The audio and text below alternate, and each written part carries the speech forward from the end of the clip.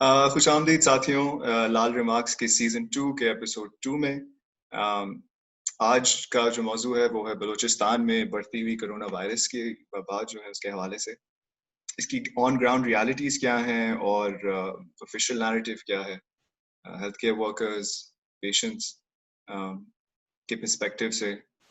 Currently Balochistan में कोई nearly 8,000 confirmed infections हैं जो ऑफिशियल स्टेटिस्टिक्स कह रही हैं, और टोटल डेथ्स 80 हैं। जून 6 को I think last highest recorded cases 446 थे, और जो वर्स्ट हिट डिस्ट्रिक्ट्स हैं वो हैं पिशीन, किला अब्दुल्ला और क्वेटा के। हमारे साथ डॉक्टर आलिया हैदर मौजूद हैं।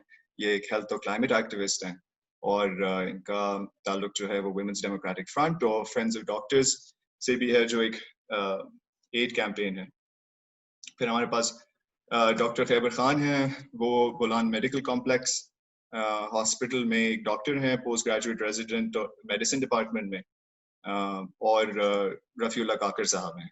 ये एक public policy and development professional हैं जो फिलहाल बलूचिस्तान की सूबाई हुकूमत के साथ काम कर रहे हैं as director of the strategic planning and reform cell, जो डेवलपमेंट के हवाले से बलूचिस्तान की सूबाई हुकूमत को एडवाइस फराहम करती है। तो and last but not least हमारे को होस्ट हैं सैफ नासिर, का भी ताल्लुक अवामी वर्कर्स पार्टी से है, और ये खुद एक टीचर और एक रिसर्चर भी हैं। सो और वेट नहीं करते, and I will give the floor to Saif to ask the first question. Thank you, Salah, for introducing us.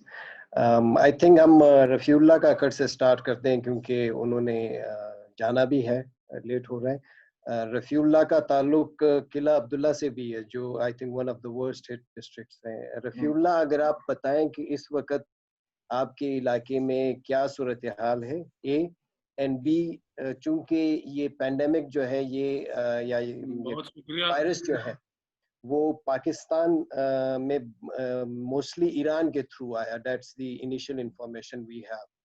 तो ताफ्तान बॉर्डर को वहाँ पे क्राइसिस को कंट्रोल करने में सूबाई हुकूमत किस हद तक कामयाब या नाकाम रही?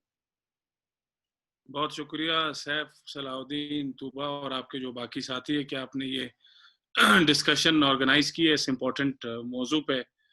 पहले सवाल का ताल्लुक किला अब्दुल्ला से जो आपने पूछा है, किला अब्दुल्ला की आबादी जो है 7.5-8 लाख के करीब आबादी है 2017 की सेंसस के मुताबिक। और मेरी ज़ाती राय ये है कि इस वक्त सिर्फ ज़िला किला अब्दुल्ला में जो कोविड के पेशेंट्स हैं उनकी तादाद कोई 4-5 लाख के आसपास है।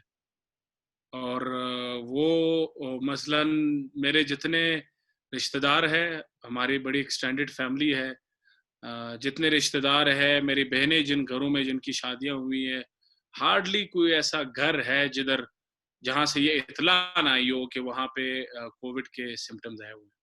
तो हालात यहाँ पे काफ़ी बुरे हैं, लोग अभी तक अक्सर डिनाइल में है, और जो काफ़ी मेरे अपने रिश्तेदारों में डेथ्स भी बहुत हुई है। तो मैं तो समझता हूँ कोई ये जो ऑफिशियल फिगर्स है ये एक्सट्रीमली हाईली अंडर रिपोर्टिंग पे मबनी है। 80 डेथ्स ऑफिशियल फिगर है। मेरे ख्याल से कोई 150-200 लोग तो सिर्फ जिला किला अब्दुल्ला में मरे पिछले 2-2.5 महीनों में, और इनमें से अक्सर जो हम समझते हैं ये सब कोविड से इनका ताल्लुक है, लेकिन अंडर एट्रीब्यूशन है, कोविड की एट्रीब्यूशन होती ही नहीं है। तो हालात तो ये बुरे हैं, और हमने गवर्नमेंट ऑफ बलूचिस्तान के लिए एक फोरकास्टिंग रिपोर्ट बनाई थी कोई 2 महीने पहले। तो वो तब हमें भी यकीन नहीं है, लेकिन अब जब मैं हालात देखता हूँ तो मुझे उस रिपोर्ट पे अब ये भरोसा होने लगा है। और उसके मुताबिक ये था कि 3 सिनेरियोज हमने ज्यूम किए थे कि नो लॉकडाउन सिनेरियो, या जिसको हम वीक मिटिगेशन या नो मिटिगेशन, पार्शियल मिटिगेशन और स्ट्रॉन्ग मिटिगेशन। तो वीक मिटिगेशन में तो नो लॉकडाउन है, सिटीजन्स कोई पब्लिक सेफ्टी जो मेजर्स है उसको अपना नहीं रहे। पार्शियल लॉकडाउन में हमने मार्केट्स को बंद करके अज्यूम किया, स्कूल्स बंद, यूनिवर्सिटीज बंद, लेकिन इंपॉर्टेंट ऑफिसेज खुले हैं, कोई इंपॉर्टेंट कमर्शियल जो प्लेसेस है वो हफ्ते में सिलेक्टेड डेज पे वो खुले हैं। इस तरह की अजम्पशंस, और पार्शियल सिटीजन कंप्लायंस भी है, सैनिटाइजर से लेके मास्क वगैरह के। तो हमारा उसमें अंदाजा ये था कि अगर कोई भी लॉकडाउन नहीं होता उस वक्त से लेकर अभी तक जुलाई के एंड तक कोई 90 लाख लोग बलूचिस्तान में इस बीमारी से निकल जाएंगे। और अगर पार्शियल लॉकडाउन होता है तो कोई 55 लाख से 60 लाख लोग बलूचिस्तान में बाई एंड ऑफ जुलाई वो इन्फेक्ट होके इस बीमारी से टोटल इन्फेक्शंस की तादाद यहाँ तक पहुंचेगी। तो मैं जो अभी देख रहा हूँ मेरे ख्याल से बिल्कुल ये ट्रेजेक्ट्री वहीं पे जा रही है। जिस तरह मैंने कहा 8-9 लाख लोग तो इस वक्त सिर्फ पिशींग के अब्दुल्ला जिले में इस बीमारी से वो इन्फेक्ट होके गए हैं। बात जहाँ तक तफ्तान की है, देखिए तफ्तान पे लोगों को, क्योंकि वो इंटरनेशनल बॉर्डर है, लोगों को सेफली रिसीव करना, उनको क्वारंटीन करना, तमाम जो पब्लिक हेल्थ सेफ्टी की प्रोटोकॉल्स है वो अपना के फिर उनको अपने मुताल्लिका घरों तक पहुंचाना क्वारंटीन एंड टेस्टिंग के बाद, ये बुनियादी जिम्मेदारी वफाकी हुकूमत की थी। वफाकी हुकूमत ने बदकिस्मती से वो बिल्कुल सोई हुए थे, उन्होंने अपनी वो जिम्मेदारी नहीं निभाई। बलूचिस्तान हुकूमत को जंप करना पड़ा और उन्होंने भी कोई अच्छा परफॉर्म नहीं किया उस जिम्मेदारी को निभाते हुए। लेकिन उसमें कुछ जनवन मुश्किलात इस तरह से भी है कि तफ्तान वहाँ पे कोई ऐसा इंफ्रास्ट्रक्चर नहीं है, बस एक बॉर्डर है, यानी 30 लोगों को ठहराने की प्रॉपर जगह नहीं है वहाँ पे गवर्नमेंट के पास, तो वो एकदम हो भी नहीं सकती थी। तो गवर्नमेंट ने, प्रोविंशियल गवर्नमेंट ने वहाँ पे एक टेंट सिटी बनाया, टेंट लगा के, लेकिन उस वक्त शायद इनको भी वो मिसमैनेज इस तरह से हुआ कि फिर वो जो लोग थे एकदम से 3000 तकरीबन लोग वो आए और वो वहाँ पे उनको अकोमोडेट कराना, जाहिर बात है इतनी कैपेसिटी गवर्नमेंट की नहीं थी, और उसमें आपको ये भी नहीं पता कि कौन पोटेंशियल सस्पेक्ट है कौन नहीं है। तो उसमें अगर किसी को कोरोना था, वो एक साथ जो वो ग्रुप में उधर रहने लगे, जो नहीं भी थे उनको भी रिस्क हो गया कि वो भी इन्फेक्ट हो जाए। और साथ साथ जाहिर बात है आप इतनी बड़ी तादाद में बच्चे, खवातीन, इनको इस तरह ठहराते हैं, जो अकोमोडेशन की जो बेसिक फूड से लेके बाकी फैसिलिटीज है, मैंने बताया वो सरकार की लिमिटेशंस है, वो नहीं प्रोवाइड कर सकी। लोगों का भी मिसट्रस्ट है हुकूमत पे, वो ट्रस्ट नहीं करते, उन्होंने स्मगलिंग वाले रास्ते, इनफॉर्मल रूट्स, अपने कॉन्टेक्ट्स निकाल के जो जिधर से भाग सकता था कि क्वारंटीन को अवॉइड कर सके, वो भी वहां से निकले और वो कुछ इधर आबादी में मिक्स हो गए। लेकिन फिर भी मैं समझता हूँ इन तमाम लिमिटेशंस के बावजूद जो जिम्मेदारी फेडरल गवर्नमेंट की थी, बलूचिस्तान गवर्नमेंट ने उसको अदा करने की कोशिश की।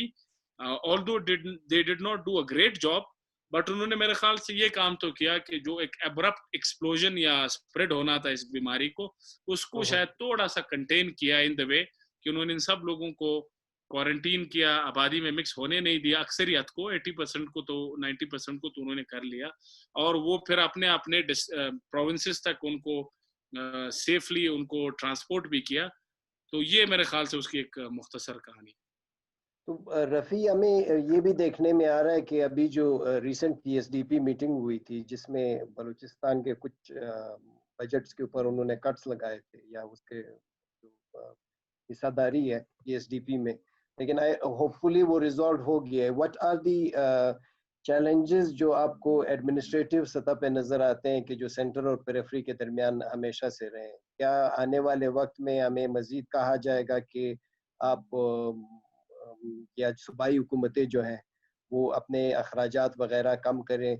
और वैसे भी हम ये देख रहे हैं कि ये इस हुकूमत में 18वीं तरमीम के लिए कोई माहौल खास साजगार नहीं है, तो जो भी कोई प्रोविंशियल क्राइसिस होगा उसमें सूबाई हुकूमतें कितनी जिम्मेदार होती हैं और फेडरल हुकूमत कितना जिम्मेदार होती है? देखिए सैफ, इसमें कोई बहुत ही जनरल बात तो मैं मुश्किल से कर सकता हूँ, लेकिन स्पेसिफिक अगर पीएचडीपी या कोविड क्राइसिस की बात आ जाए तो उसमें इस वक्त डिबेट ये चल रही है कि जी सूबाई हुकूमतों को जो इख्तियारात 18वीं तरमीम के तहत मिले हैं, सूबाई हुकूमतों की इतनी कैपेसिटी नहीं है कि वो इन इख्तियारात का बेहतर से बेहतर इस्तेमाल कर सके, और इसलिए एक माहौल ये बनाया जा रहा है कि जो रीसेंट्रलाइजेशन की तरफ दोबारा जाया जाए, undoing of the 18th amendment की बात हो रही है कि चूंकि सूबे अपने इख्तियारात इस्तेमाल नहीं कर सकते तो इख्तियार दोबारा वफाक को दिए जाए।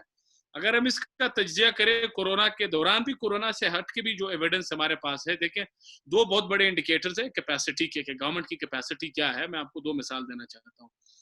एक है रेवेन्यू कलेक्शन की। रेवेन्यू कलेक्शन गवर्नमेंट की कैपेसिटी का एक बहुत बड़ा इंडिकेटर होता है।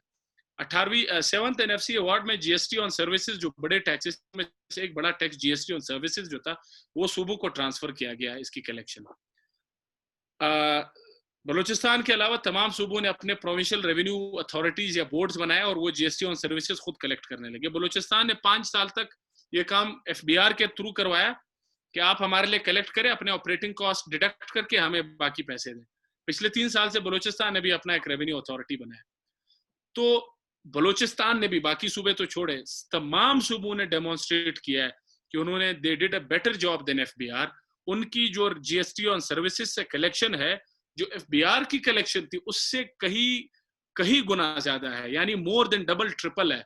जो ये कोविड के हवाले से भी ट्रू है कि they have managed the crisis better than federal government. जी, अब मैं उसी तरफ आता हूँ। तो रेवेन्यू कलेक्शन, दूसरा है सर्विस डिलीवरी, हेल्थ और एजुकेशन। एजुकेशन में भी बहुत एविडेंस है कि सूबों ने 18वीं तरमीम के बाद बड़े दिलचस्प और अच्छे रिफॉर्म्स इंट्रोड्यूस कराने की कोशिश की है। वो कुछ टाइम लगेगा। अब कोविड की तरफ आते हैं। कोविड में भी ये हमें सामने आया था कि जो सिंध गवर्नमेंट है उसने बहुत ज्यादा बेहतर परफॉर्म किया है वफाक से, और फॉर दैट मैटर किसी भी बाकी सूबे से। और वो बाकी सूबे भी चूंकि पॉलिसी डायरेक्टिव्स में वफाक की तरफ देखते थे, सिंध नहीं देखता था, अपनी ऑटोनॉमी का इस्तेमाल किया। तो मेरे ख्याल से ऐसा कोई एविडेंस नहीं है जिसकी बुनियाद पर यह कहा जा सके कि सिंध को या सूबों के पास कैपेसिटी नहीं है कि वो इन इख्तियारात का इस्तेमाल करे। सूबों ने बेहतर परफॉर्म किया। असल में मैं पिन पॉइंट करना चाहता हूँ मसला क्या है। मसला सारा है डिफेंस बजट का। फौज को डिफेंस बजट के अखराजात जो है, डिफेंस बजट बढ़ाना है, और वफाक के पास अनफॉर्चुनेटली उनके पास इतना स्पेस नहीं है। वो सारा तो सैलरीज में जाता है, फिर उसके अलावा छोटा सा कंपोनेंट है जो बेनजीर इनकम सपोर्ट और डेवलपमेंट की तरफ जाता है। उसके अलावा तो सारा नॉन डेवलपमेंट कंपोनेंट है फेडरल के पास जो रहता है। तो फौज के पास जो डिफेंस एक्सपेंडिचर उन्होंने बढ़ाने हैं उसके लिए स्पेस नहीं है। वो एक ही तरीके से हो सकता है, वो है कि you expand the size of the pie. Pie का साइज बढ़ाए बजाय ये कि पाई के उसी साइज में से आप अपना हिस्सा बढ़ाएं। ये वाहिद तरीका है कि फौजी अखराजात को सस्टेन किया जा सके, अगर उनको कुछ इस तरह की वो चाहिए भी। अब असल इशू फाइनेंस का है। वो फाइनेंस में रुकावट है 18वीं तरमीम, क्योंकि जो वर्टिकल डिस्ट्रीब्यूशन का फार्मूला 7th एनएफसी अवार्ड में फिक्स हुआ था, उसको उन्होंने कॉन्स्टिट्यूशनल प्रोटेक्शन दे दिया, 18वीं तरमीम के थ्रू प्रोटेक्शन दे दी कि ये फार्मूला कोई चेंज नहीं कर सकता। अब असल गेम सारी है, ये कैपेसिटी वाले ये फजूल वो है। और अगर हम for the sake of argument ये एक्सेप्ट भी कर ले कि सूबों की शायद उस तरह से कैपेसिटी नहीं है, तो this does not in any way support the argument कि जी रीसेंट्रलाइज किया जाए। इसका सिर्फ ये मतलब हो सकता है कि आप टाइम दे दे, आप मजीद कैपेसिटी बिल्डिंग करें। इससे ये वाला नतीजा कहीं नहीं निकलता कि आप 18वीं तरमीम को रोल बैक करें। तो ये कैपेसिटी जो एक एक्सक्यूज है, असल गेम जो है वो फिस्कल पॉलिसी का है।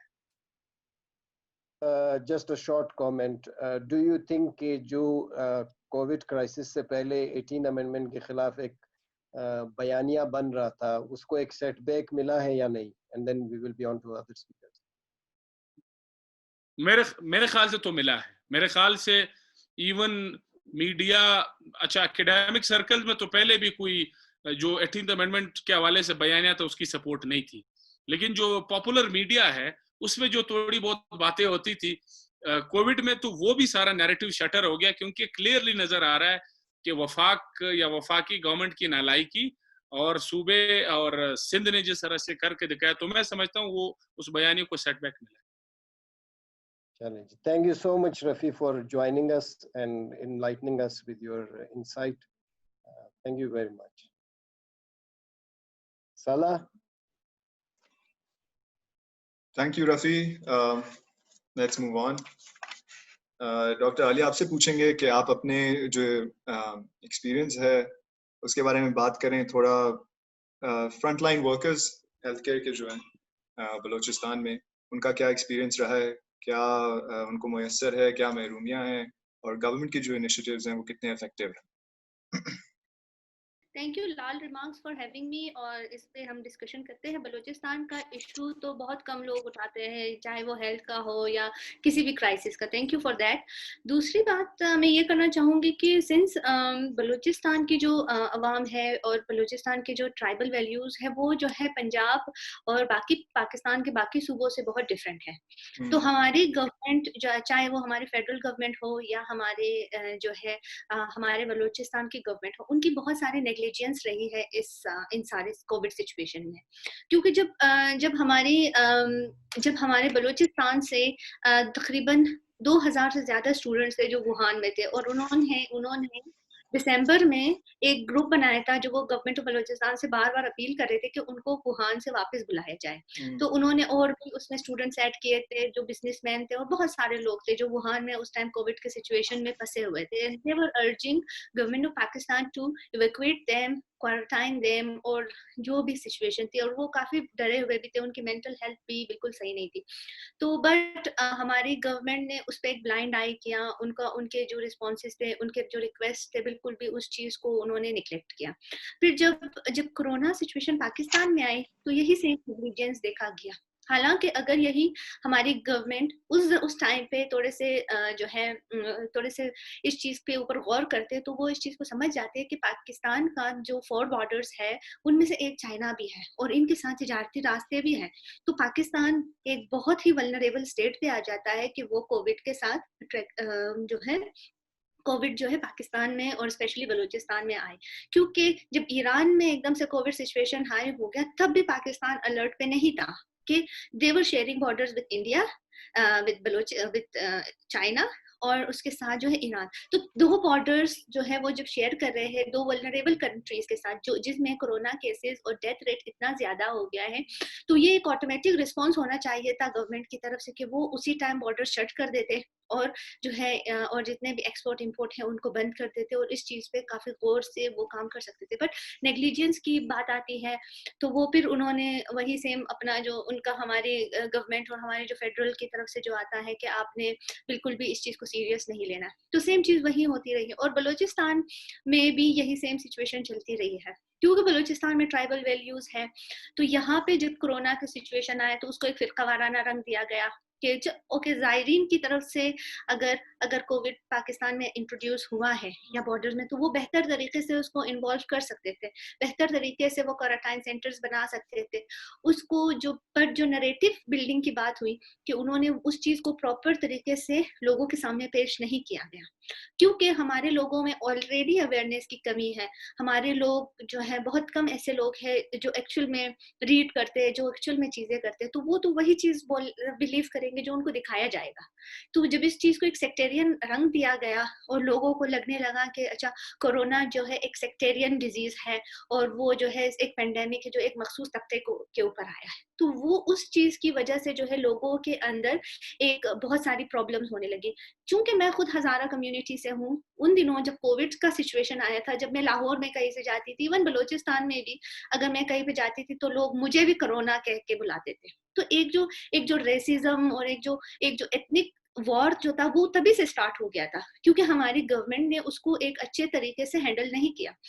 दूसरी बात मैं ये करना चाहूंगी कि जो हमारे गवर्नमेंट की नरेटिव बिल्डिंग है पूरी दुनिया में जो है, आप देख ले स्वीडन के आप एग्जांपल ले ले कि डेली जो है उनके टीवी पे एक हेल्थ साइंस और रिसर्चर आता है, साइंटिस्ट जो उनको अपडेट रखता है कोरोना सिचुएशन के ऊपर। बट नहीं, हमारे जब नरेटिव की बात आती है तो हमारे सो कॉल्ड पॉलिटिशियंस आते हैं, मुल्लाओं को टीवी पे बिठाया जाता है, तबीबों को बिठाया जाता है।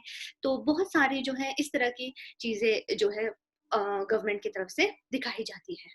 बलूचिस्तान में जब कोरोना को टैबू बताया गया तो लोगों को लगने लगा it's worse than HIV, it's worse than polio, तो लोगों ने उस चीज को रिपोर्ट करना छोड़ दिया। इवन मेरी कम्युनिटी में आप ये लोग जो है इसको टाइफाइड बता देंगे, अपने आप को मलेरिया बता देंगे। इवन जो वाटरमेलन है उस पे भी इल्जाम लगा देंगे कि हम ज्यादा एक्सेसिव वाटरमेलन खाने से हमारी डेथ हो रही, but they are never gonna accept कि उनको कोरोना हुआ है क्योंकि उनको लगता है कि कोरोना एक बहुत ही अजीब बीमारी है। अगर हम कहेंगे कि हमें कोरोना है तो वो जो है हमें जो है पता नहीं क्या समझा जाएगा। तो जब नरेटिव बिल्डिंग ही हमारी गवर्नमेंट की तरफ से सही नहीं थी तो हेल्थ वर्कर्स तो उसमें कुछ कर नहीं सकते क्योंकि पेशेंट टर्नआउट हॉस्पिटल्स में बहुत कम आ रहे हैं कोरोना के लिए। लोग आएंगे अपने आप को, डॉक्टर साहब मुझे टाइफाइड हुआ है, डॉक्टर साहब मुझे मलेरिया, और टाइफाइड के पॉजिटिव केसेस इतने ज्यादा है।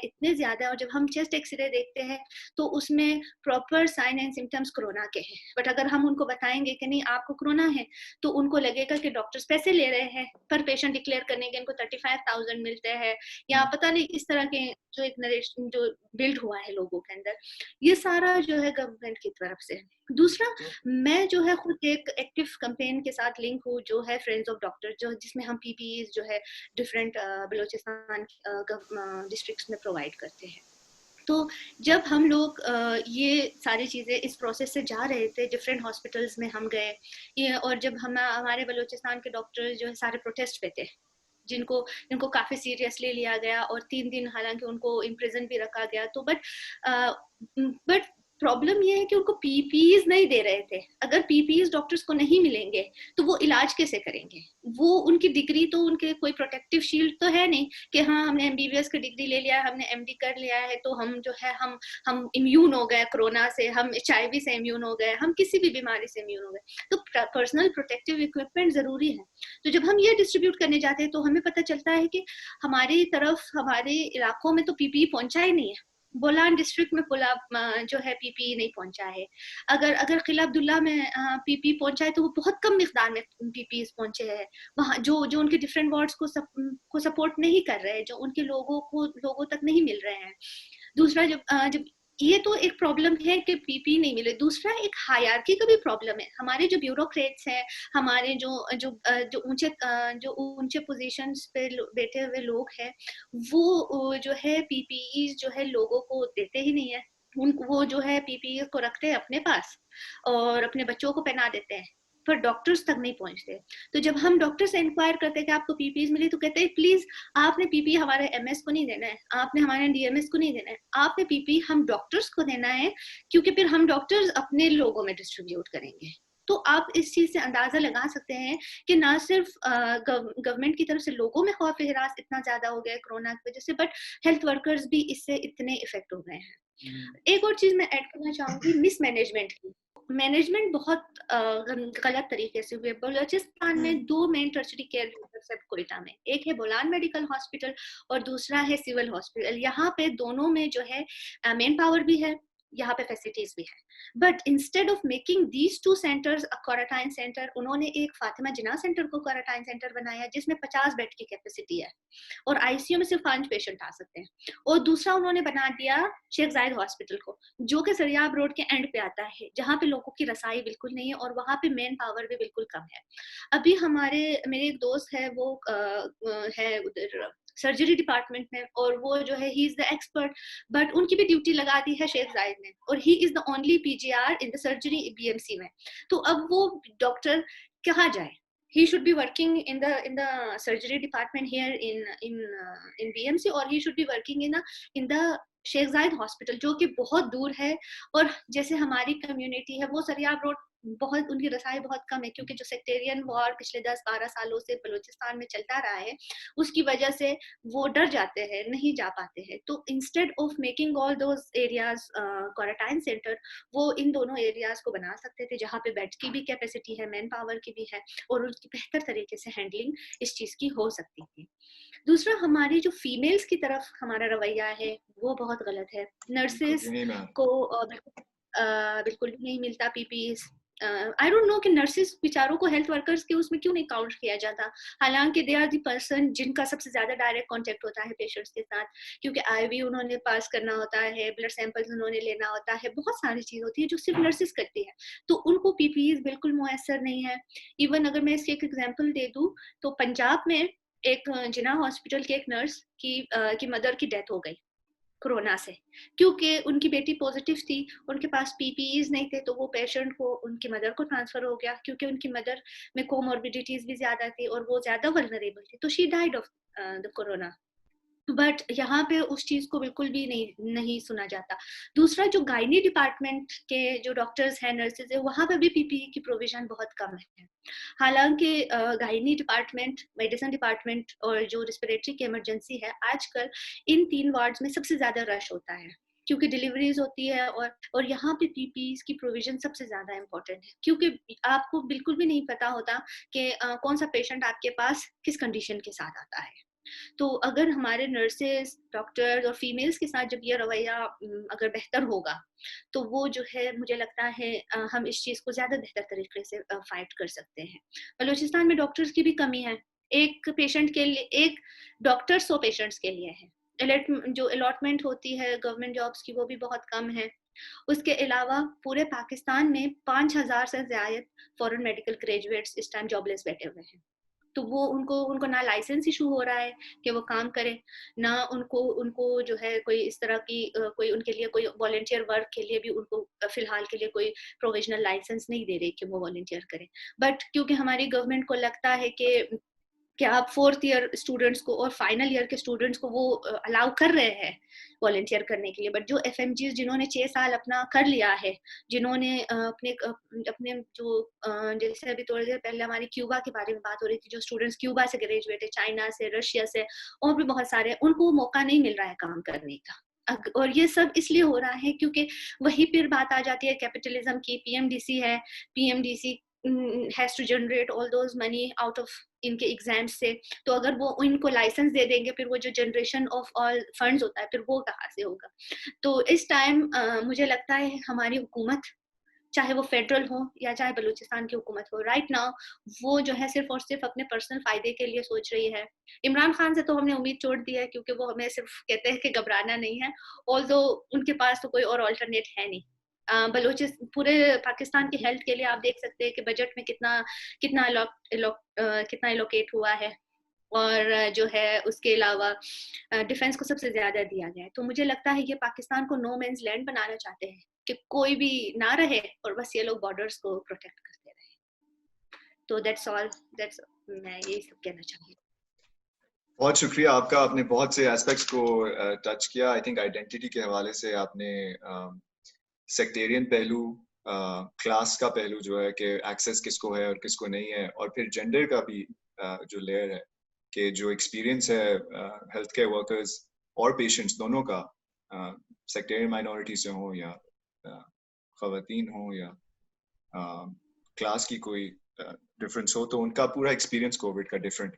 अब हम डॉक्टर खैबर के पास आते हैं और मैं एक छोटा सा सवाल जस्ट टू स्टार्ट ऑफ कि आपका जो एक्सपीरियंस है कोरोना के पेशेंट्स को आप देख रहे हैं बलूचिस्तान में, मैंने सुना है कि सारे जो दूसरे इलाकों से पेशेंट्स हैं वो सब क्वेटा भेजे जा रहे हैं, तो क्या जो आपके पास रिसोर्सेज हैं, दवाइयाँ, हेल्थ केयर एक्सेट्रा, उनकी क्या कंडीशन है, क्या कमियां हैं और आपका अपना क्या एक्सपीरियंस है?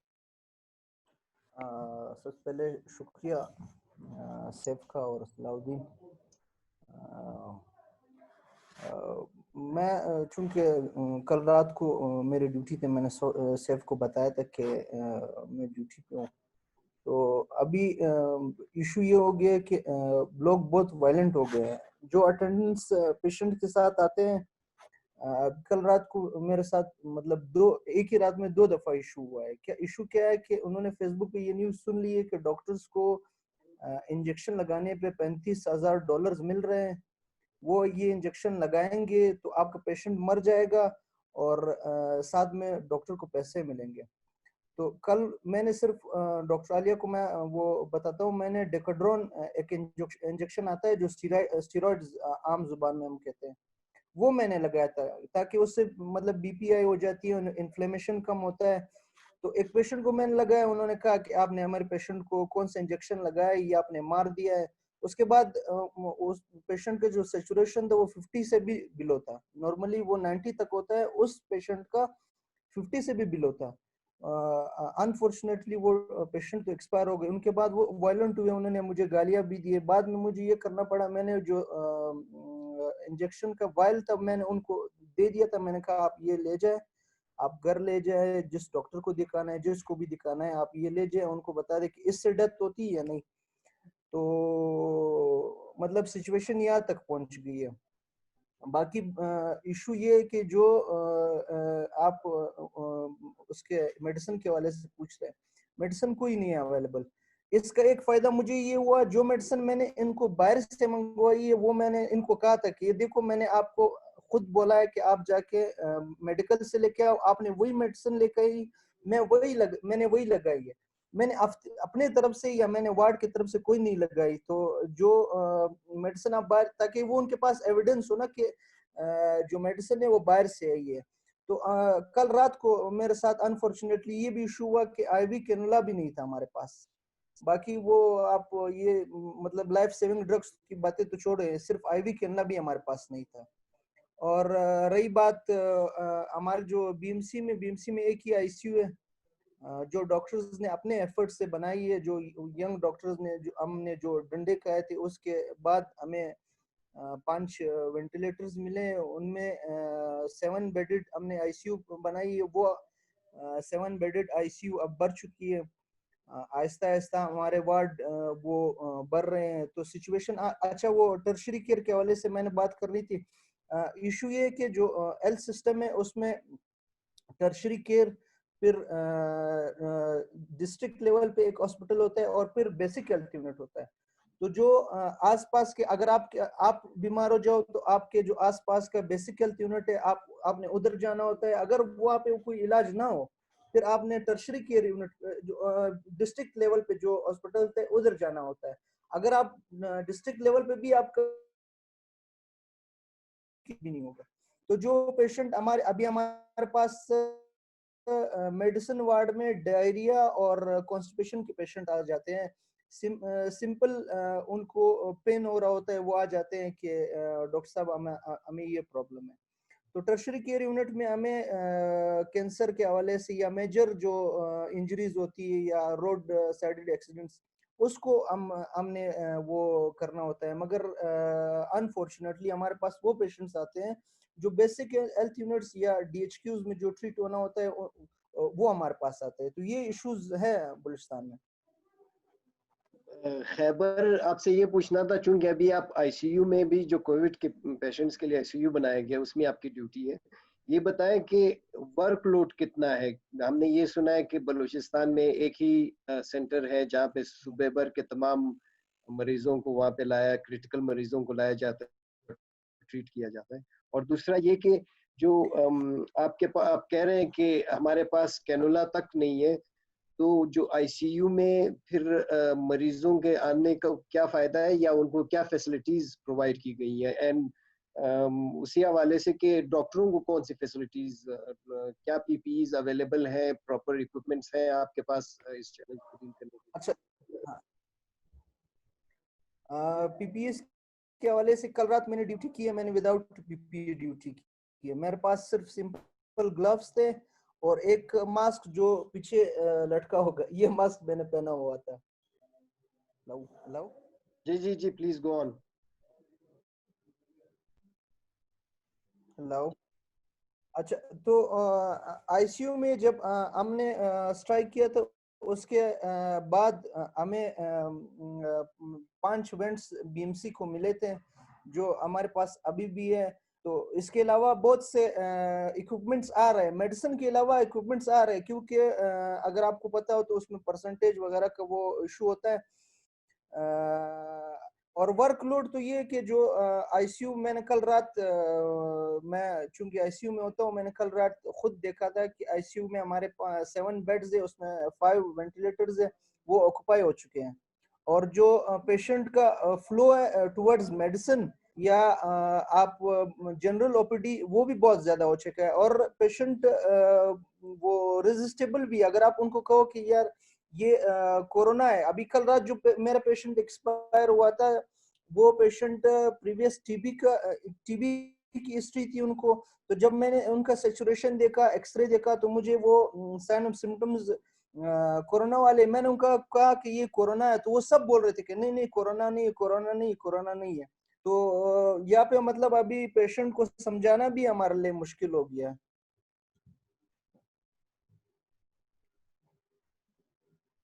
राइट। तो डॉक्टर खैबर, ये आप बताएं कि आप यंग डॉक्टर्स एसोसिएशन का आप मेंबर भी हैं, एग्जीक्यूटिव मेंबर। ये कोरोना से पहले आपकी YDA का और प्रोविंशियल गवर्नमेंट का एक टेंशन चलता रहा, वो आपको थानों वगैरह में भी लेकर गए और आपके ऊपर FIR वगैरह भी कटवाई। तो इस सारे मामले में अगर वो जो YDA है वो इस चैलेंज को कैसे देख रहा है, और क्योंकि ये वबा जो है वो बहुत जल्द खत्म होने वाला नहीं है, तो YDA की तरफ से अपनी क्या प्लानिंग है, अपनी जो आप लोगों की अपनी जो प्रोटेक्शन है उसको? जब हमारे पास कोरोना आया था तो हमने गवर्नमेंट से ये थ्रू डायलॉग ये कहा था कि आपने कोरोना सिटी में नहीं फैलाना। उसका पहला तरीका ये हो सकता है कि आपने पेरिफेरीज में जो हॉस्पिटल है, उस हॉस्पिटल में एक जो शेख जायद हॉस्पिटल आता है वो कोयटा के पेरिफेरी में है।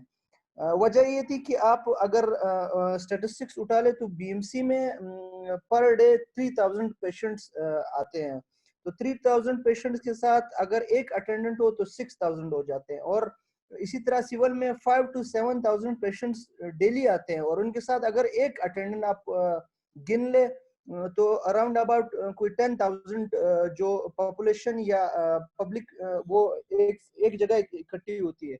क्योंकि इशू ये है कि बलूचिस्तान में जो पेरिफेरी में जितने भी पेशेंट होते हैं वो कोयटा आते हैं, तो अगर आप कोरोना के पेशेंट सिविल या बीएमसी में लाएंगे तो इससे ये होगा कि लोग ये जो कोरोना ये बहुत जल्द बलूचिस्तान के पूरे बलूचिस्तान में ये फैल जाएगा। इस वजह से हमने एज अ YDA हमने ये अपोज किया था कि आप बीएमसी में और जो सिविल हॉस्पिटल है उसमें आपने ये ना क्वारंटीन ना आइसोलेशन सेंटर नहीं बनाना।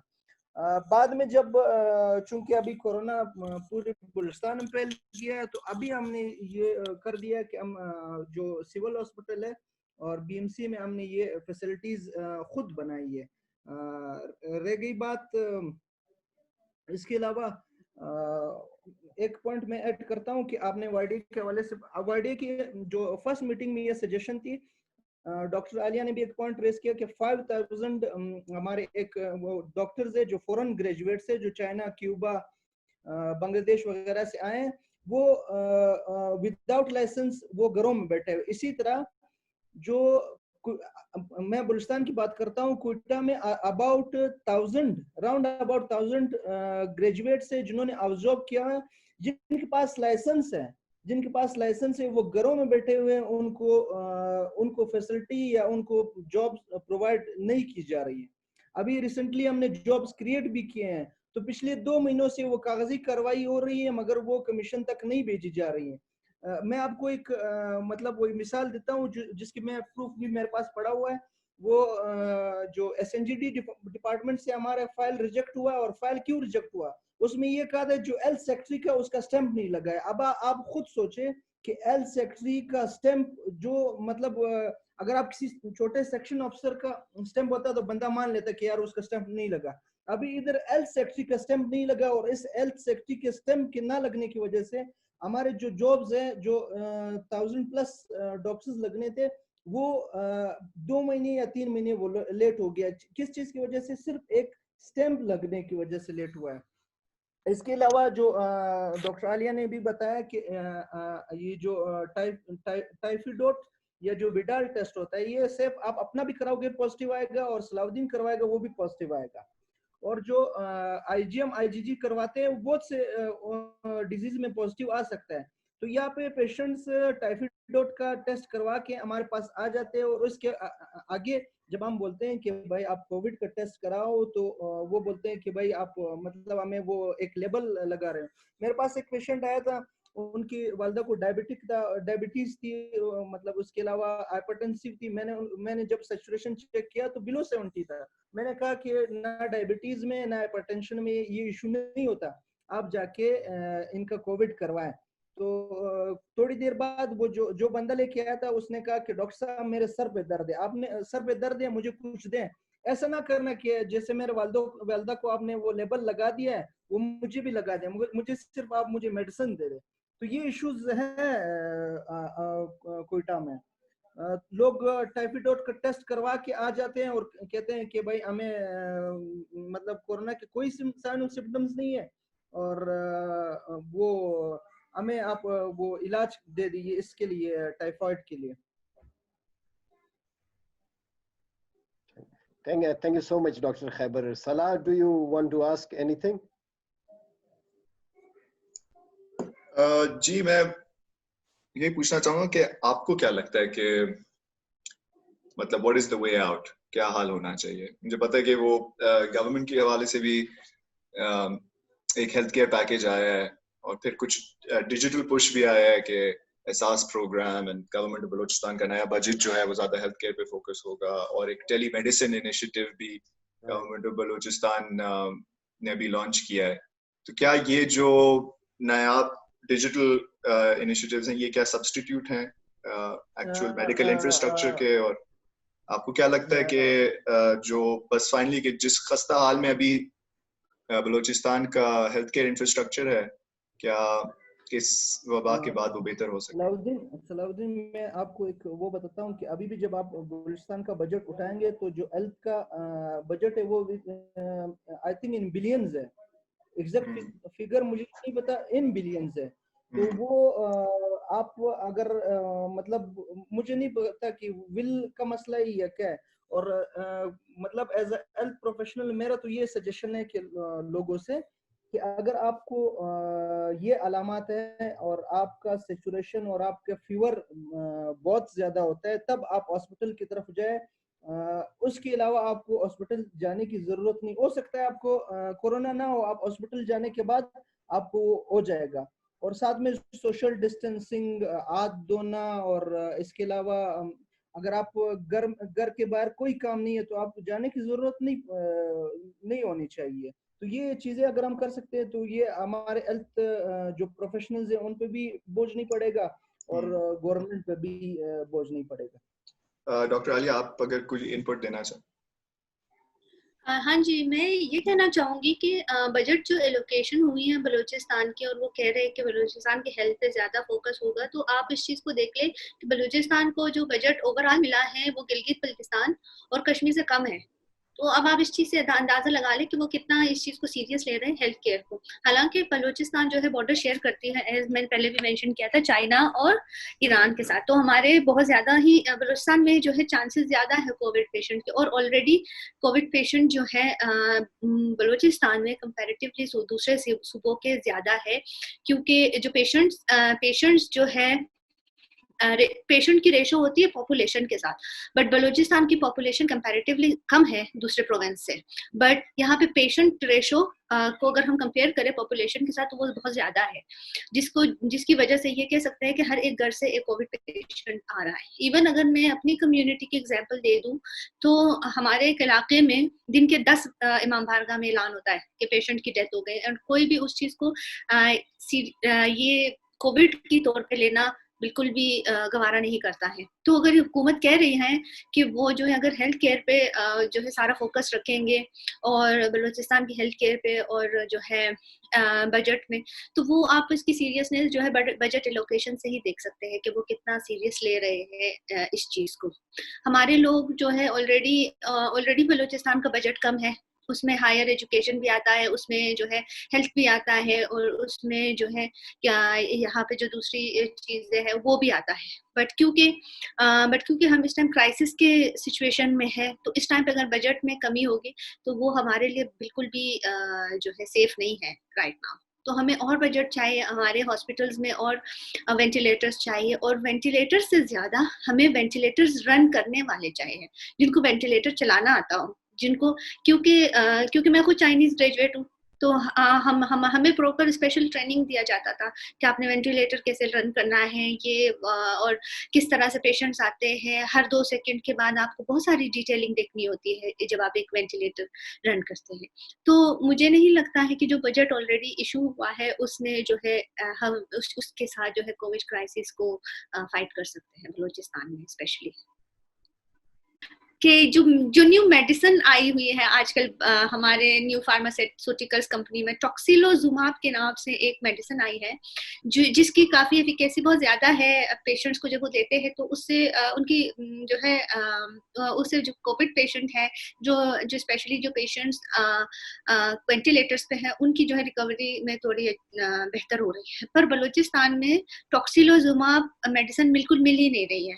इवन जब से अभी तो पंजाब और कराची में भी नहीं मिल रहे हैं, बट उससे पहले जब फातिमा जिन्ना में टेस्ट ट्रायल्स चल रहे थे पेशेंट्स के ऊपर इस मेडिसिन का, जिससे एफिकेसी और प्रोग्नोसिस बेहतर आ रहा था पेशेंट्स में, बट अब तो वो भी पहले भी बलूचिस्तान में नहीं मिल रहा था। अब उसकी वजह से, उस मेडिसिन की वजह से पूरे पाकिस्तान में क्राइसिस आ गया है। वो मेडिसिन जो पहले 20,000 का था फिर 60 पे चला गया, अब इट्स इन लैक्स। तो आप इस चीज से अंदाजा लगा सकते हैं कि फार्मास्यूटिकल कंपनीज जो है इस चीज से कितना फायदा कर रही हैं, और जो है और हेल्थ केयर की जो पूरी ओवरऑल जो इंफ्रास्ट्रक्चर है वो कितना डैमेज्ड है।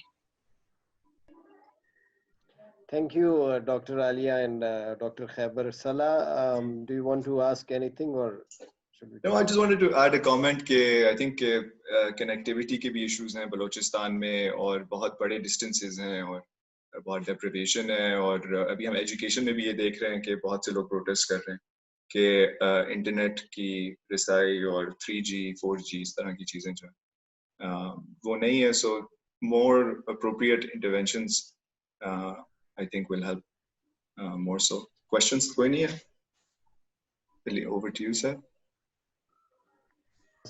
Thank you and we hope कि हमारे viewers को नई मालूमात इस प्रोग्राम के जरिए पता चली होंगी. That's it. Thank you so much.